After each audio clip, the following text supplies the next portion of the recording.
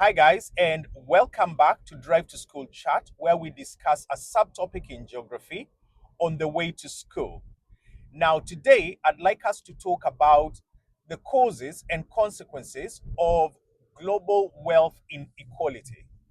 And when we are talking about this, we are doing it under the umbrella of development dynamics. And global wealth inequality here implies that wealth is not equitably distributed across the world. So that means that there are some countries that share a very large proportion of the world's population, while others share a very small proportion of that global wealth. And again, the other thing that we need to note here is that when we are talking about wealth, in this particular instance, we are talking about wealth in the context of GDP. And we know that GDP is a gross domestic product. And gross domestic product there obviously meaning the total value of goods and services that are produced in a country every year. So we are then going to have a look at a chart that shows that global wealth distribution by GDP. And if you look at that chart, it's actually divided into quintiles. So quintiles there meaning it's divided into fifths. And if it's divided into fifths, that converts to 20% portions or sections. And if you look at the shape of this particular graphic, it does show really that there's global wealth inequality, because if you look at the top is very, very wide. And then the bottom is very, very narrow, which then implies that the countries that are at the top or that are in the top quintile are likely to be earning a lot more. And if we actually look at it in detail, we can see that the top 20% of countries in the world earn around 82.7%. So well over 80% of the global wealth. So by GDP. So that is a huge amount of, or a huge proportion of that wealth, because it means that those top 20% countries earn 4/5 of the global wealth, which is a lot. Then if we go to the next quintile, which is the second quintile, so the second 20% of countries in the world, they earn around 11%. I think it's around 11.7%. So that's a massive drop from that initial 82% that we've just talked about. So it means that already that top 20% of countries really does have a really massive share of the world's wealth. And this is what does lead to those global inequality, that global inequality that we are talking about. Moving on to the third quintile, or the middle quintile, that earns 2.3%, again representing a big drop from the second and the first quintile. And then the fourth quintile, the fourth 20% of countries. So within now the bottom 40% earns 1.9% of the global GDP. And then lastly, obviously, we have the last quintile. So the bottom 20% of countries earning only 1.4% of the global wealth. So we can see already that there is a huge disparity between the countries, with the top 20% of countries earning more than 4/5 of the world's wealth, and then the bottom 60% earning less than 6% of global wealth. So that already tells us about the wealth inequality that there is, or the wealth disparity there is across the globe. Before moving on to talk about the causes of the global wealth inequality, I think it's important for us to talk about how the world order has changed. Now, in 1980, there was a report called the Brandt report, that categorized countries in line with what hemisphere they are, and also in line with the amount of wealth that they had. So it came up, that Brandt report came up with the North-South divide. And that North-South divide showed that the countries that were in the Northern Hemisphere were the richer countries. So they were referred to as the rich North. And then the countries that were in the Southern Hemisphere were the poor countries. So the countries that have a lot lower GDP and a lot lower wealth. Now, there was obviously an anomaly there, physically, in terms of physical or geographical location, and the anomaly was Australia. And if you look at that line, the North-South divide line, you can see that the line actually then dips towards Australia and picks up Australia, such that Australia is above the line and not below the line. So Australia is is a rich country, but locationally is in the southern hemisphere.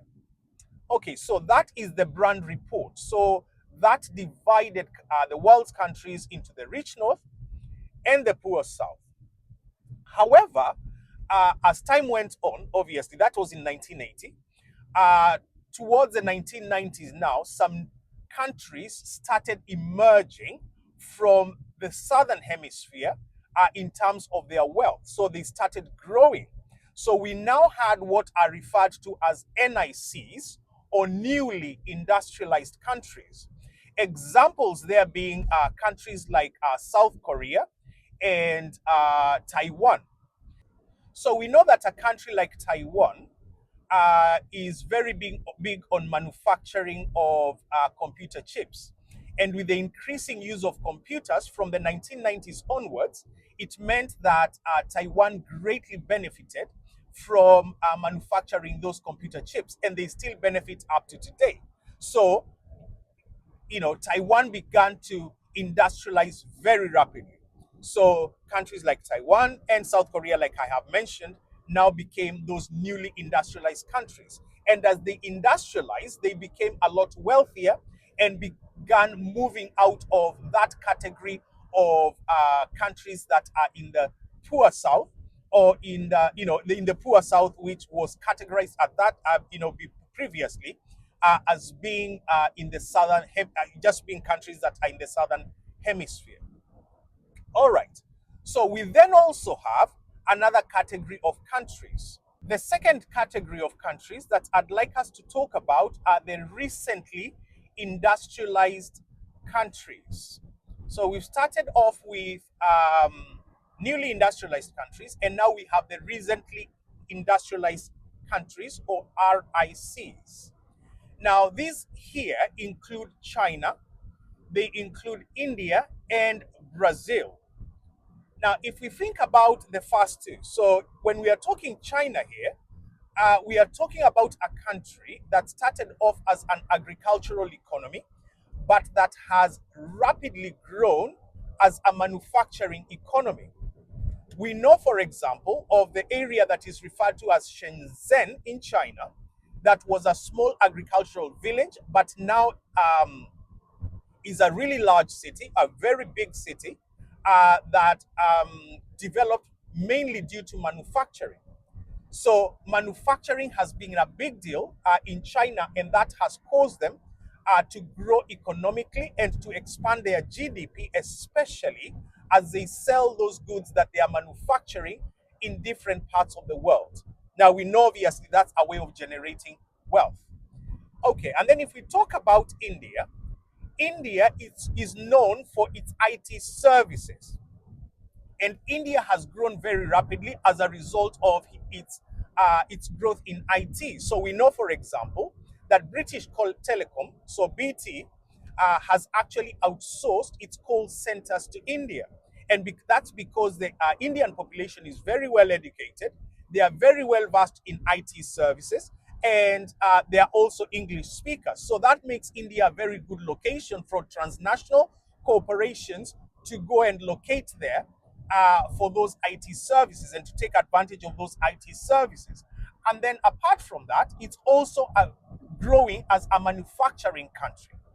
Now, what do those two countries have in common? So China and India. I know I said also that we have Brazil in the category of newly industrialized countries, but let's just stick with China and India for now. So what they have in common is that they have very large populations. So China was the first country in the world to reach 1 billion people, and at the moment they're at 1.4 billion, with India now having overtaken China in terms of the largest population in the world. So the most populous country currently is India, and India's population is also 1.4 billion, but slightly higher than China. Now, why is a large population an important thing? That large population can provide a labor force, and a cheap labor force at that, which then means you can manufacture in those countries. And you can also locate your transnational corporation there and be able to benefit from that cheap labor. And that is what globalization is. We know that is what globalization is. Excuse me. So the large populations have had a lot to do with why those two countries have grown very rapidly. If we look at Brazil very briefly, Brazil has also grown as a manufacturing country. And because of the manufacturing that is taking place in Brazil, then it's one of the recently industrialized countries. Then lastly, let's talk about the last category of countries that has emerged, and that is the middle income countries. Mexico, South Africa, and Indonesia are examples of middle income countries that have emerged. So we are not going to go into that in too much detail, but we do know that South Africa, for example, is one of the countries that is in the organization, that is part of the organization that is referred to as BRICS. Okay, so Brazil, India, China, and South Africa. So there are a group of countries. Well, there's Russia, actually. I've forgotten to mention Russia. So Brazil, Russia, India, China, and South Africa. So that's a group of countries, and they are actually countries that have recently grown economically and therefore have emerged from the old world order. So what are we saying then in conclusion here when we are talking about a changing world order? We are saying that we now no longer have just a rich north and a poor south, but we now have new categories of countries.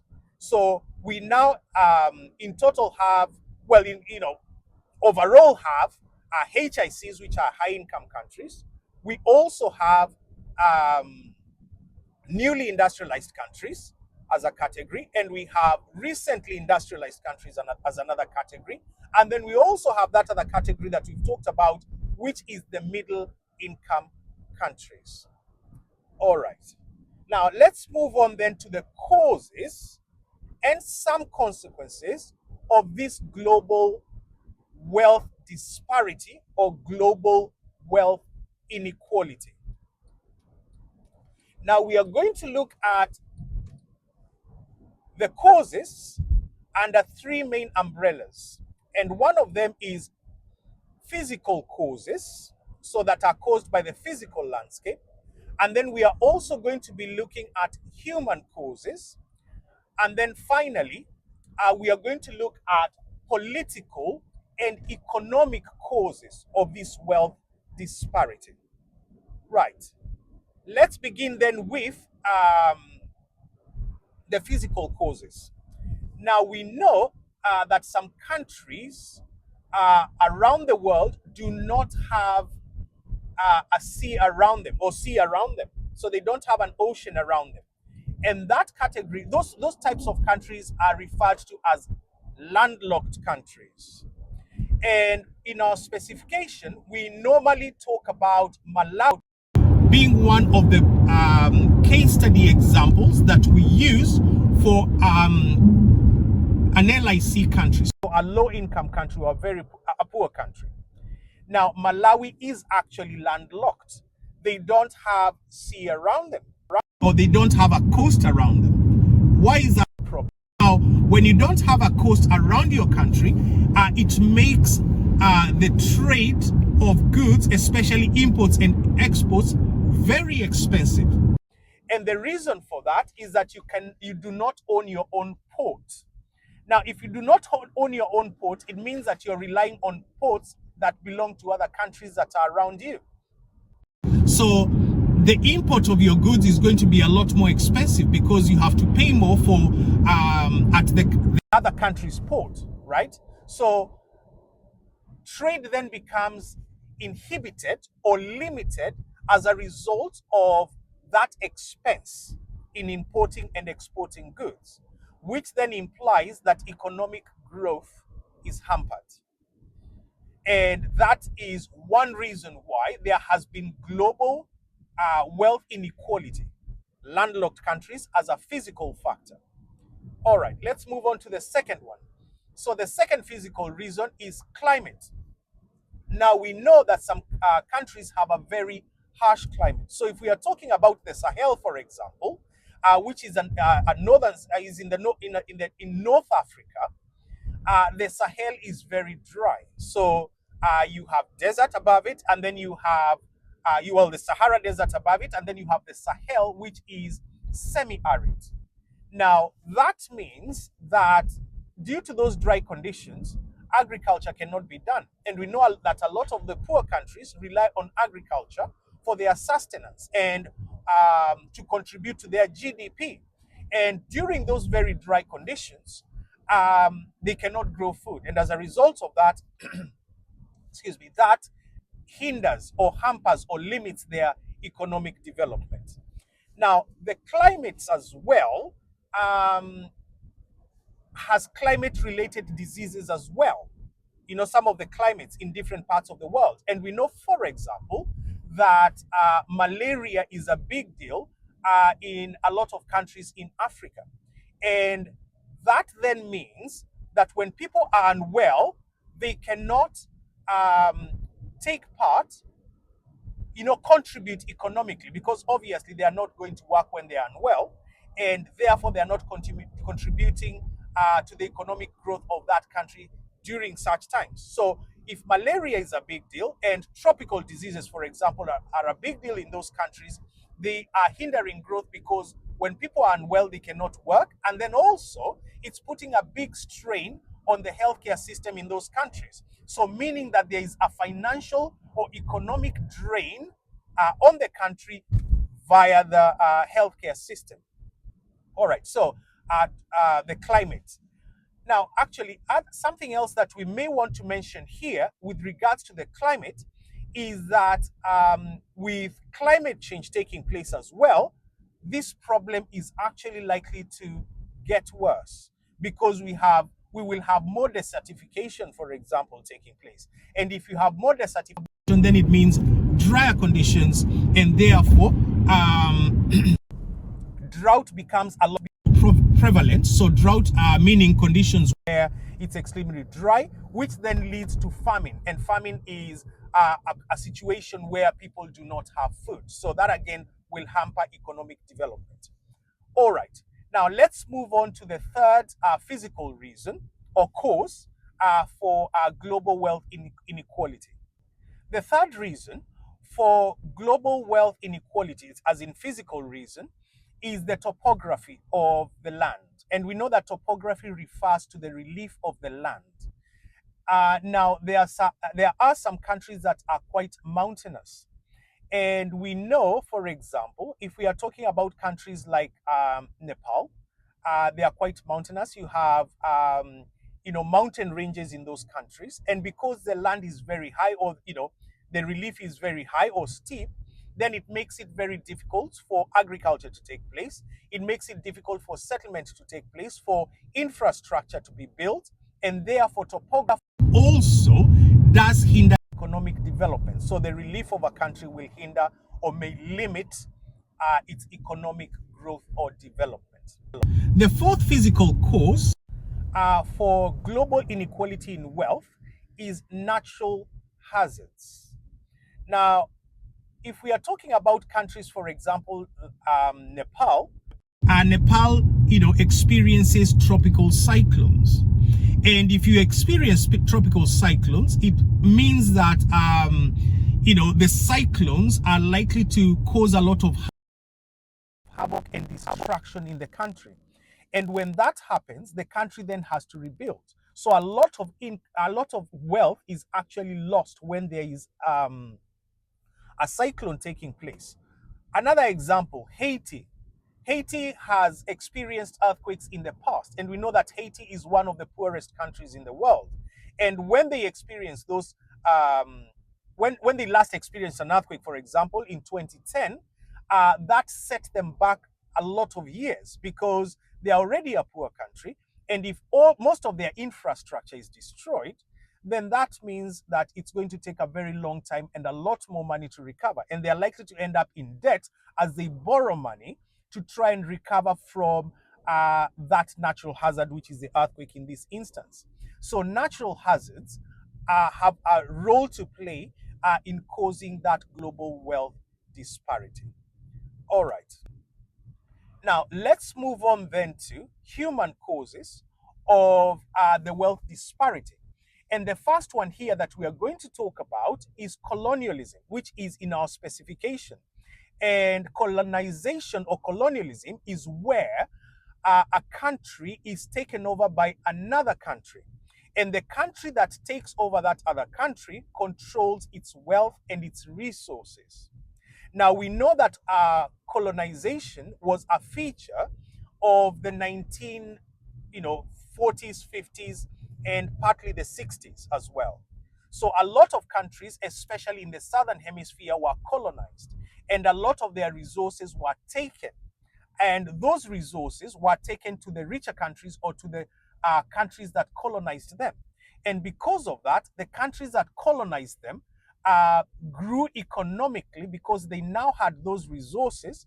But because the countries that were colonized did not have those resources to help them develop, they were held back from developing. So they became a lot poorer. So we could say that the colonizing countries developed and grew economically at the expense of those poorer countries that they colonized. So that is colonialism, and that's a physical, not a physical, but a human reason why there is a global disparity in wealth. Okay, so the second one that we'll look at is neo-colonialism. Now, neo-colonialism is what we would really refer to as a new form of colonization. Now, we do know that a lot of the countries that were originally colonized were given independence. So they are no longer colonies, they are no longer colonized.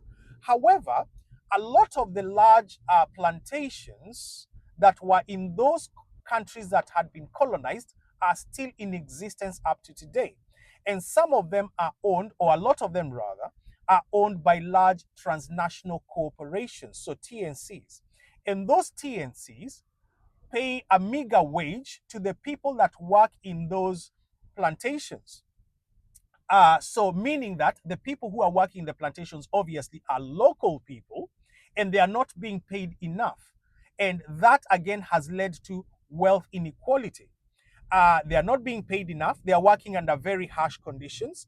And then the other thing is that these transnational corporations tend to take their profits away from those poor countries and take them back to their own countries. So they take them back to their, the countries that they are from. So that is referred to as repatriation of profit. And when the money that has been generated in a country is then taken away and not allowed to remain in the country to develop that country's infrastructure, then that can propagate poverty. It can propagate a lack of development. So it will limit development. Something else that we can mention here when it comes to those transnational corporations is that at times those transnational corporations do not pay tax in the countries where they operate, or the amount of tax they pay is also really, really low. Now, that again can be a problem because the country where they are located and where they are doing their business is not benefiting from the taxes that these companies should be paying. So all this has hindered development. So in terms of human causes, we've now talked about colonization and neo-colonialism. The third human cause of global inequalities in wealth is rural isolation. Now, when we are talking about rural isolation, we are mostly talking about, obviously, rural areas in the poor countries. And the rural areas in poor countries tend to be very remote. So they are isolated. Why do we call them? Have the infrastructure to link them to other bigger cities or more economic developed parts of the country. Excuse me. So because they do not have access, so through transportation, for example, they don't have the roads, the railway lines that link them to these larger cities, then they end up being very isolated and sort of cut off from any trade that would be taking place. And we know that that trade is the main driver of economic development. And so if they are shut off from the trade, then it means that they continue to be poor, to be very poor, because trade is not taking place. They are isolated, and that is what we are referring to as rural isolation. The third cause of inequality that we're going to be discussing this morning is political and economic policies. Now, one of the economic policies that a government may have is an open economy. Now, an open economy means an economy that is governed by the laws of supply and demand. In other words, the government does not necessarily have direct control over what is bought or sold in a country. And that will have a great influence on whether that country will receive FDI. So FDI being foreign direct investment, which ordinarily comes from transnational corporations. Now, the example that we can give here is that of India. And India, as a government, introduced what is referred to as economic liberalization in 1991. And prior to 1991, the government of India would determine what was sold in the country and where manufacturing was also done. So where the source of those manufactured products was. Now, by controlling the source of products and what was being sold in the country, obviously restricted or limited trade. But by introducing an open and free economy after 1991 meant that transnational corporations could come and invest in India, and therefore India would get a lot more money from other countries and from those TNCs, and also stimulate trade within the country. Now, we know that if you stimulate trade, you also increase your GDP in the country. So open economies go a long way in improving development in a country. So they actually boost development in a country. All right. Now, the second thing that we are going to be discussing under political and economic policies is social investment. Now, social investment refers to how much a government is investing in things such as education and healthcare, and also infrastructure. Now, if we are talking about mostly really education and healthcare. And if we are talking about a country like India, again, which is our example and our case study for our specification, we can talk about the fact that India has invested greatly in the education system. And because they have done that, so for example, India invested in free education for 6 to 14-year-olds. Now, that means that they have an educated public or, citizenry. So as in like their citizens are very well educated. And as a result of that, they can apply for higher paid jobs and higher value jobs, if you like.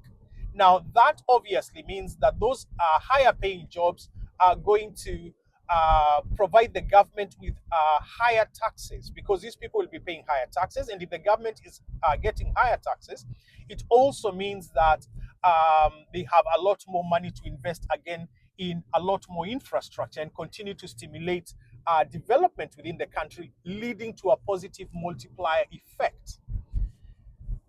Now, if we are talking about investment also in healthcare, it means that the life expectancy of people in a country like India will continue to go up. And if you have a higher life expectancy, it will also imply that people can work for longer. And if they are working for longer, again, that country is going to generate a lot more GDP. Let's talk about investment in infrastructure as well. So if we talk about India again, India has invested a lot in their railway lines and in their roads. In fact, the length of roads in India has doubled. So from 3 million kilometers of road, it has gone up to 6 million kilometers of road. Now, that implies, so by increasing or doubling their road capacity, then it means that transportation within India of goods is a lot more efficient, a lot faster. It's going to reach more areas within India. You know, goods can be, gotten from further afield in India. And obviously, all of this is stimulating trade. And as you stimulate trade, you're also increasing your GDP, which then leads to faster levels of development. So social investment is another economic policy on the part of governments especially, which can lead to economic development. Now, the last thing that we'll talk about here under political and economic policies is the terms of trade. And the terms of trade refers to the value of a country's exports compared to its imports.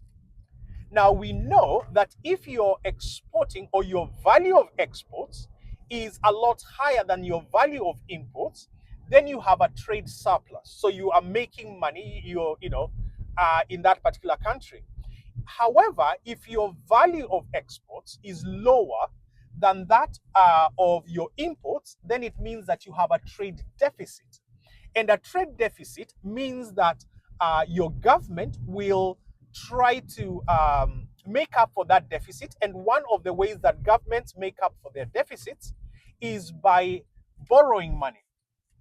And we know that if they borrow money, they have to pay that money back with interest, which then implies that they are likely to get into a debt trap where they have a lot of debt and it becomes difficult to pay that debt.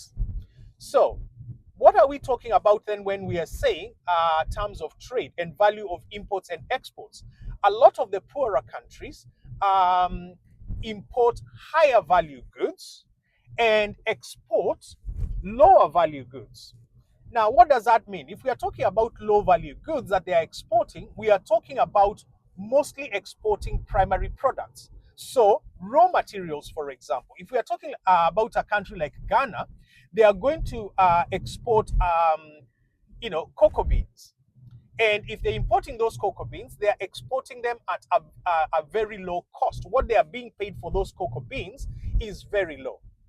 However, they will then import high-value chocolate from other countries that has been now manufactured after they send it as a raw material there.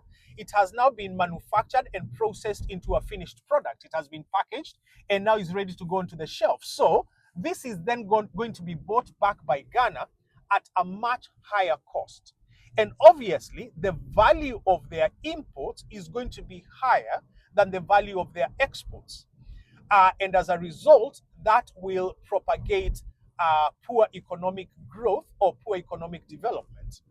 Now, another example we could give is Malawi as well, which is one of our case studies for our specification. The value of their exports is a lot lower than the value of their imports, and that is a problem. All right, so let's move on then to some of the consequences of these inequalities.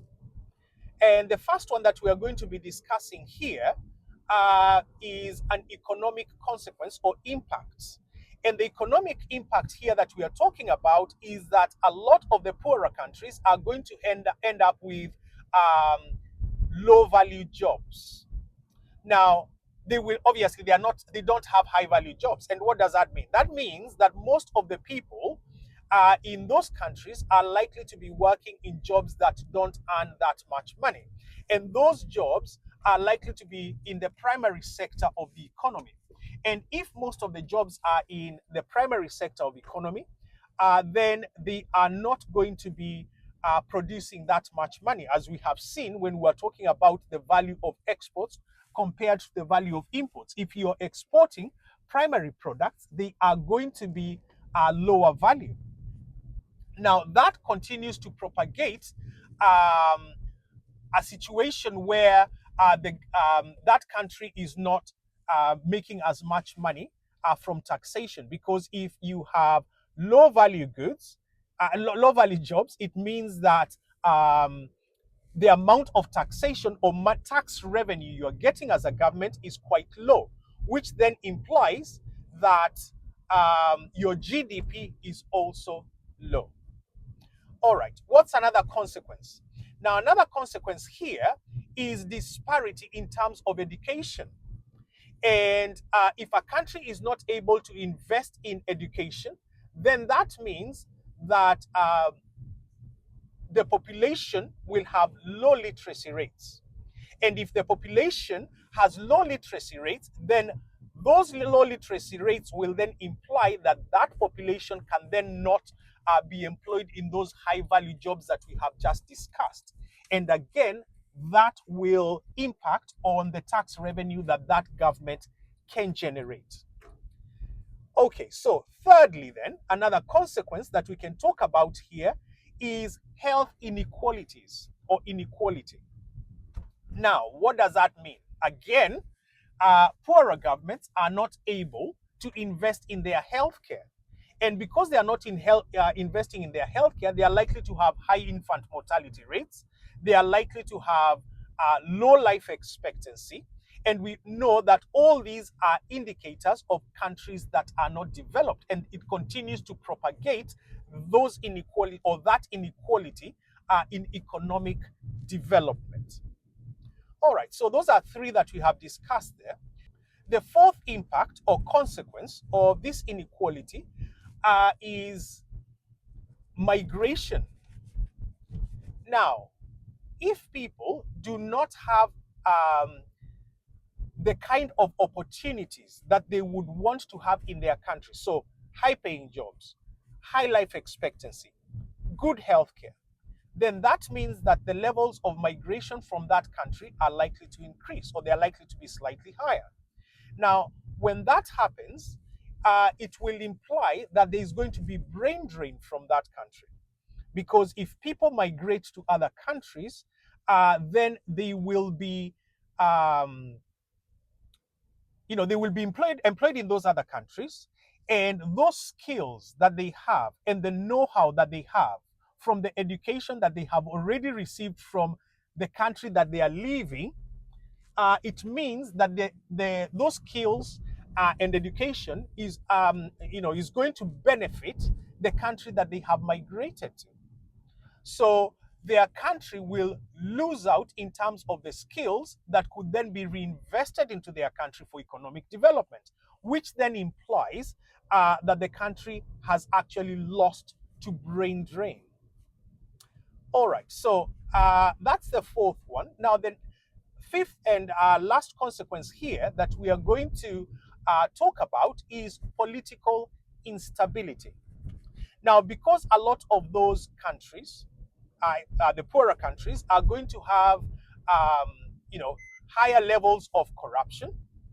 They are likely to have a lot more instability as a result, because if people are dissatisfied with their government, there is likely to be instability, which may lead to national conflict. So there may be uprising within that country. So there may be internal wars within the country. And then there also may be a lot of demonstrations within that particular country. And we know that all this does not necessarily help the country move forward, because people, the population will be disjointed, if we can use that particular terminology. They will not be united. So they will be there'll be a lack of unity. And because of that lack of unity, that will hinder development, because people will not necessarily be as engaged in the economic processes in that particular country as they actually should be. All right, thank you very much for joining me in this Drive to School chat and on this journey towards excellent exam results. If you have a topic that you'd like us to cover during one of these Drive to School chats, please do let me know in the comment section below, and we shall be sure to talk about it or discuss it one of these fine mornings. All the best, and see you again soon. Bye-bye.